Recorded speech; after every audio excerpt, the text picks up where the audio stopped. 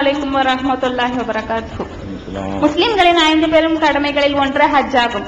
அதுல நம்ம என்ன செய்யறோம்னா போய் காபாவை வலம் வரணும், ஆண்கள் முடியை இறக்கணும், அப்புறம் கல்லை தொட்டு கும்பிடணும், கல்லை தொட்டு கும்பிடணும், கும்பிடணும், அதுக்கு கல்லை தொட்டி முத்தமிடணும் அப்படிலாம் இருக்கு இல்லையா. மாற்று மதத்தவர்கள் என்ன சொல்கிறார்கள்னா, நாங்களும் தான் எங்க வழிபாட்டு தலத்தை வலம் வரோம், நாங்களும் தான் முடிய இறக்குறோம், பழனி திருப்பதி போய் நாங்களும் தான் என்ன செய்யறோம்னா கல்லை தொட்டு வணங்குறோம். உங்களுக்கும் எங்களுக்கும் என்ன வித்தியாசம்? நாங்க உள்நாட்டுல இது பண்றோம், நீங்க வெளிநாட்டுல போய் இது பண்றீங்க, இதுதானே வித்தியாசம் அப்படின்னு சொல்றாங்க. அவங்களுக்கு நம்ம எப்படி பதில் சொல்ல சொல்லுங்க. யாஸ்மின் ஆலந்தூர். அஸ்ஸலாமு அலைக்கும். அதாவது முஸ்லீம் அல்லாதவர்கள் எழுப்புகிற கேள்விகள்லாம் இதுல வேணாம். இதே அதுக்கு பதிலும் சொல்லியாச்சு.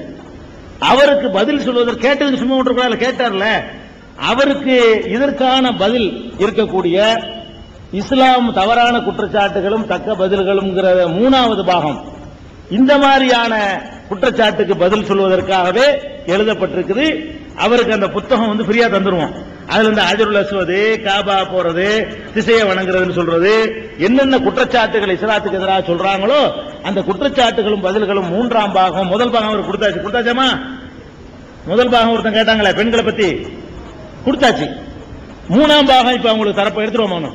3ஆம் பாகம் தருவோம். ஏன்னா இது மாதிரி கேள்வி பலர் கேட்டாங்க, வேற நல்ல பயனுள்ள கேட்கலாம். 10 நெஹ்ரு நிசா மயிலா